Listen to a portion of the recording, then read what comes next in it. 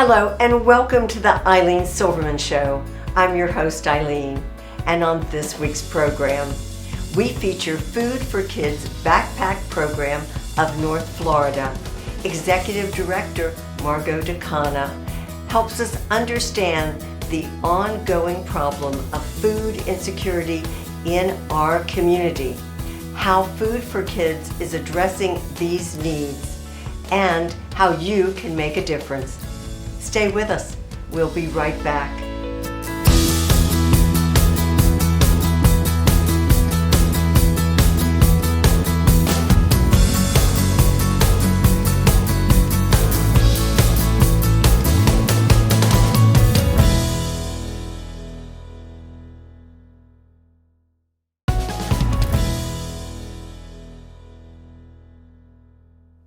Welcome back. Thanks for joining us for our program. I'm delighted to introduce my guest, Margot DeCana, Executive Director, Food for Kids Backpack Program of North Florida. And Margot, it is wonderful to have you here. I've been really looking forward to this opportunity to discuss the Food for Kids Backpack Program, and I was so delighted that I had the privilege of interviewing you recently during the Amazing Give on their live stream. And then I said, and we've known each other for years, Margot, and I said, the time has come to have you on the Ilene Silverman Show. So it's a privilege, as I said. Well, I'm thrilled to be here. I thank you for the opportunity. It is nice to catch up. Yes. And I'm very excited to share with you and with all of your viewers about Food for Kids. Thank you. And okay, so just give us an overview of Food for Kids, the backpack program, and then we'll go into how the whole thing evolved, because it's quite a wonderful story. It is. It's very moving. What we do at Food for Kids Backpack Program is we provide non-perishable bags of food for chronically hungry or food insecure children in our community every weekend during the school year. Well, okay. I mean, now when you say it, it seems like, oh, that just makes perfect sense. But the enormity of what you do is something we need to understand. So now go back to, well, first, you have been executive director since what? Early 2023. Correct. But in your nonprofit career, you have been a leader with many organizations, including president of our Junior League of Gainesville twice, and and truly a leader in many opportunities here. So tell us the story of how Food for Kids came to evolve. Sure. Well, thank you. That's so kind of you to say. I've had an amazing career in our community with several different nonprofits, and I just feel really lucky to be able to continue to serve. And Food for Kids is a program that really touched my heart, and I think touches a lot of people's hearts.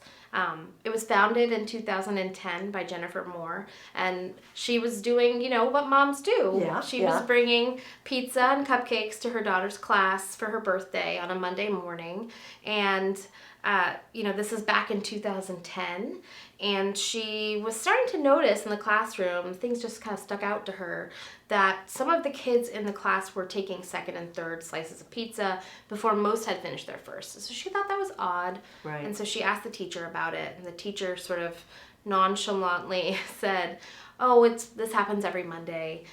Those children probably haven't eaten since lunch at school on Friday. Okay, so that's like, I know, Like, we go like, what? What? Yeah. Kids Pardon? not eating? How? You have two kids Right. yourself, so that would never happen. I in do your knowledge, yes. have two children, and so to hear that statement, and Jennifer has 4 children, and so to hear they haven't eaten since lunch at school on Friday is so striking and so shocking that it sort of stopped her in her tracks. Right. It opened her eyes to a problem that she didn't know existed in our community, even though she was born and raised here. And that is that we have 1 in 5 children who are considered food insecure. So she founded the program right then and there at Terwilliger Elementary School back in 2010 with 8 students. And as you've said, the enormity of the program is also striking. We are now in 48 schools serving 1,700 children every weekend. 4 counties. Four counties. It has grown. Well, and what drew you? Well, I can see what has drawn you to this, but again, what brought you there to be the leader and the one person with a desk in the warehouse that is running the program, because it's all volunteers. Yeah.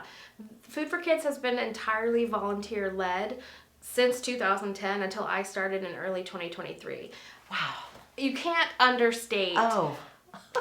the importance, the value that volunteers have to this organization. Oh, they've been they've kept it going all It doesn't the time. work without them. Right. So That is amazing. it is truly amazing, and that is one of the things that also really drew me to the organization, as I saw what tremendous work they were doing just on the backs of volunteers. Right, And and you went. I wanted to do everything in my professional power to elevate it and make it even bigger, Yes. and more impactful for children who really no child should have to go to bed hungry. No child should have to question where their next meal is going to come from. Especially not in such a well-resourced community. Well said. And we're going to take a quick break, but we have much more to discuss. Stay with us. We'll be right back.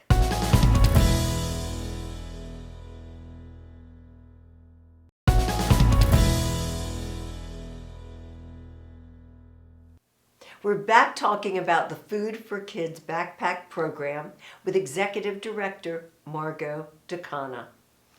And so well said, Margot, helping us understand this program and its relevance in our community.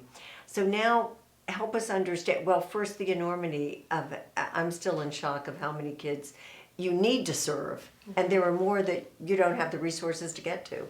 More kids that don't have the food they need. And when kids don't have food that they need, how does that affect them? I mean, food insecurity, we're saying, okay, there's not enough to eat. That in itself is a grim statistic, but how does that affect these kids? Because it then becomes a forever change in their life. Yeah, so I think, we all know the physical effects of not having enough food, not gaining weight, being tired, not being able to participate in, Right, sports not having and other the energy. activities. Yes, but it also really affects their ability to perform in their schoolwork. Right, they're learning. Exactly. We know that children who eat a full meal, healthy breakfast, score 18% higher on their standardized tests.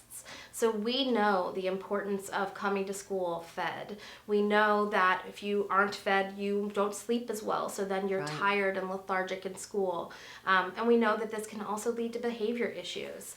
Because there's all that to deal with, so who can How be, can be we attentive and have fun? Exactly. How can we possibly expect children between the ages, of 5 and 18 to come to school ready to learn if their basic needs of being fed aren't being Or met? not being met. And you just said something else. You serve K or kindergarten through 12th grade. Mm-hmm. So take us to a day in the life of Food for Kids, or maybe a week. How do you make this all spin? Because there's a lot going on. We already said you have a desk in a warehouse, so we know you need a warehouse. It's true. We have a warehouse. Yeah, so, it takes quite a bit of food to feed 1,700 children Yes. every weekend. And so we have our sort of warehouse headquarters here in Gainesville, serving Alachua County. But we also serve Levy County, Dixie County, and Bradford County. Right. And we have all of the schools in Dixie County and Bradford County, and most of the schools in Levy and Alachua counties Or receiving your backpacks. are receiving bags Yeah. from Food for Kids. There are a few other backpack programs that are wonderful and are doing tremendous work.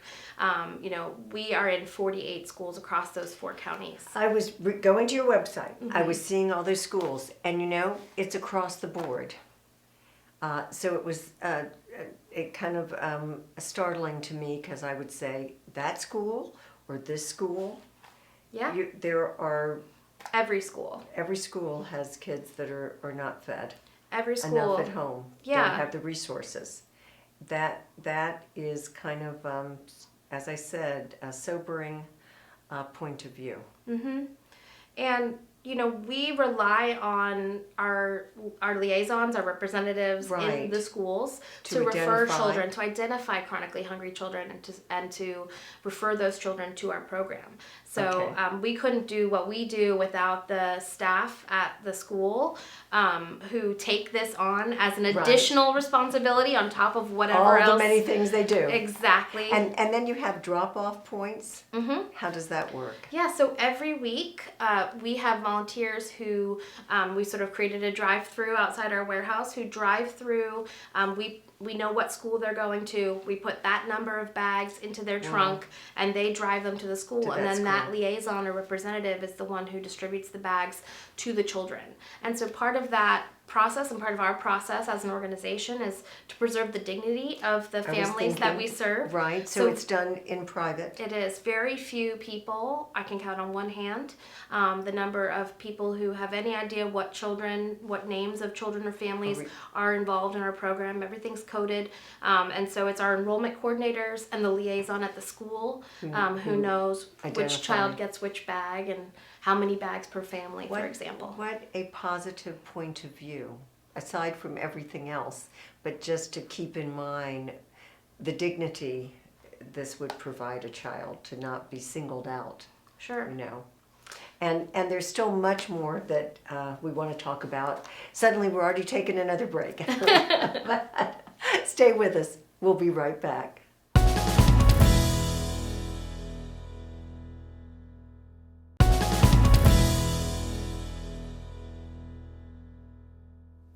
We're back talking with Margot DeCana, Executive Director, Food for Kids Backpack Program. And it's clear, Margot, that the backbone of this program are volunteers.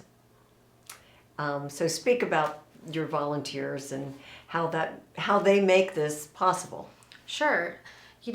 Largely everything that we do that isn't administrative in nature is done by volunteers. We have a core team of 9 who manage our warehouse, manage our inventory, coordinate all of our other volunteers. And I'm talking about hundreds of volunteers every single year. All of our drivers to take food to, 30 some odd schools every single week. We have 2 groups of up to 20 volunteers every week who come to pack the bags. And I think just keeping that spinning would be a lot. It's a lot. It's a lot. Making sure that they're taking our recycling to the recycling center. You know what I mean? Yes. There's so much. There's so many details to keep the program running. But I think, and I think I speak for all of us on the sort of core team at Food for Kids, one of the most special parts about our program is that it's one of the few places that children can come volunteer with their parents and with their families. What a great opportunity. It's really special once they realize, we talk about what we're doing that day and why it's so important, and we tell the story of Food for Kids at the beginning of every volunteer session. And so when kids start to realize that they're helping other kids, it really becomes very, very special. One of my favorite memories, we do boxes, larger 40-pound boxes of food for extended holiday breaks, so Thanksgiving, winter break, spring break. And we had a Girl Scout troop packing spring break boxes with us last school year. And watching them pick out miscellaneous items, so extra items to go inside the boxes. And they were like, well, I'm going to do this cake mix and this frosting so that they have a special treat, or these Jell-O boxes. It's really moving to see kids helping other kids. And you're training our future volunteers because this will make a lasting impression. And we're hoping also that this helps combat some of the stigma that our older kids have about accepting the food bags. Because in elementary school, they nobody don't cares. think so much. But you're going all the way through high school, and high school's hard enough, and then these kids have a double whammy to deal with. Right, and so it can be really difficult if they don't want the other students at school to know that they get this bag of food every Friday. And, well, that puts it in perspective.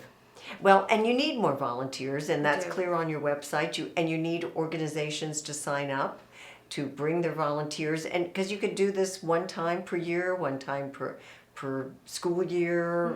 Speak to that. Yeah, we have volunteer opportunities every single week.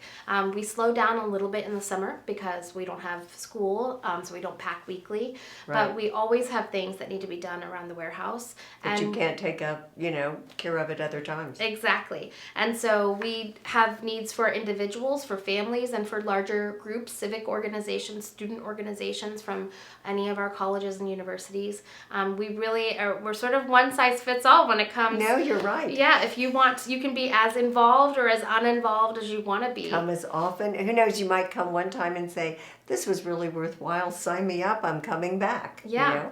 That's, I'm sure, has happened. And what about partners in the community? Financial partners, that's necessary also. When you have to purchase a lot of the food, there's need to have food distributed through volunteers, brought to you, but you have to know the food will be there. Yeah, so we try to pack a variety of different foods and change the menu every single week so that the children who are receiving our bags don't get bored. But we really rely on the community for their donations, whether that's hosting a food drive or donating your funds. I think we all know the cost of food has risen in the last few years. Without a doubt. And that's true for us as well, but we can, because we purchase by the pallet, by the truckload, we can get things for significantly less money than you can if you're shopping for a food drive at Publix or Walmart or Winn-Dixie. And what are some of the things, well, we're almost out of time, but non-perishable goods. And as you said, you need diversity because these are kids. You need to inspire their appetites and make sure that it's food that they're going to enjoy and is kid-friendly. I mean, there's so many things to think about. We're going to take another quick break, but we'll be back to discuss more. Stay with us. We'll be right back.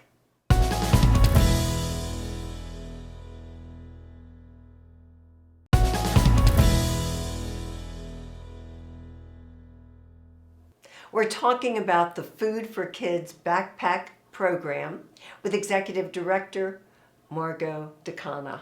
And Margot, okay, tell us more about what's in those backpacks so that we know how we can bring food to you and what we can contribute. Sure. So we have a number of different food categories, everything from canned fruits and vegetables to canned pasta, so SpaghettiOs or Chef Boyardee, soups, meats, shelf-stable milk, full boxes of cereal or oatmeal, and of course snacks. We know our kids love granola bars, they love snacks, they're still kids even if they're hungry kids.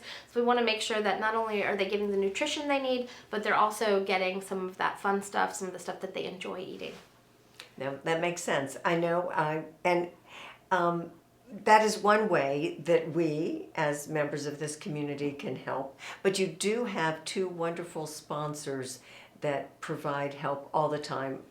Please give a shout out to them. Absolutely. So we have, in terms of food products, we work with the Florida Peanut Federation, who generously donates all of the peanut butter that goes into our bags. Wonderful. And then we also work with a group out of Jacksonville called Hunger Fight. And so they provide us with brown sugar oatmeal and a whole variety of what we call dry sides, so macaroni and cheese, rice and beans. Right. That really extends what we're able to do because does. then we can spend our money on buying food in those other categories. So we make sure that what kids are getting is healthy, it's nutritious, it's well balanced, and it feeds them for the weekend. Right. And is enticing too, like you said. So that balances the community can come forward and volunteer our time and bring you products, what you need to fill those backpacks, but you also need monetary support. Yeah. Like we were talking about earlier. That just goes without saying. It does. Like all nonprofit organizations, we rely on the generosity of our community. We never want to be in a position where we have to say no to adding another child or adding another school for a community that really needs us and for children who really need this food in order to thrive. And so in order to be able to continue to say yes the way we want to, we really need to make sure that our program is sustainable. And the only way that happens is with the support of our community. Yes, and you don't have big fundraisers. You have a great website. You can go to that website and donate. You can spread the word, tell other people. That's one reason we are so proud that you're on the Ilene Silverman Show. This is such an important program and answering such a need. And when you say you don't want to ever turn anyone away, well, we'd like to think that the world would progress and there wouldn't be hungry kids. But the reverse is happening. I mean, we're in troubled times. Yeah. And families are suffering, and there's more need probably than ever before. There is. And I like to talk about, my husband asked me, do you really think there's that many kids who have no food at all? And I said, I think there's more than we know. Exactly. But more than anything, I think there are families that are in a position to have to make really difficult choices about, am I going to pay that bill? Am I going to pay our rent or utility bill? Or am I going to be able to provide food for my family this week? And the Food for Kids Backpack program helps relieve that burden for parents and caregivers. It helps them make their ends meet in other ways so that they aren't having to make those really difficult choices and their kids have food. Right. And choices that some of us thankfully have never had to face and can't really think of having to be in that position. So you're making sure families don't have to make this choice, that their kids are fed, and food is just an essential. We all think everyone has food, but you've proven that food insecurity is a major issue that this community needs to address. And the way to do it is Food for Kids Backpack program. So I really appreciate, Margot, all that you're doing and all of your volunteers. We have a few more moments for just a few more words from you. Okay. Well, I just thank you for this opportunity. Oh, certainly. This organization wouldn't be here 15 years later, 14 years later, if there weren't so many dedicated people. Many of our volunteers have shared with us that they experienced hunger as a child, they experienced food insecurity, and that now that they have the ability or the time to give back, to make a difference for other kids, they want to do that. And so we welcome everyone, to come volunteer with us, donate food, donate funding so that we can make sure no kid goes to bed hungry. Well said. And bring your kids to help too. Yes, it's fun. It's a full circle. It is. Thank you very much, Margot. And you. Again, applause to your dedicated volunteers that make this happen. And I'm so glad that you tuned in, and I hope you'll join us next time. Take care.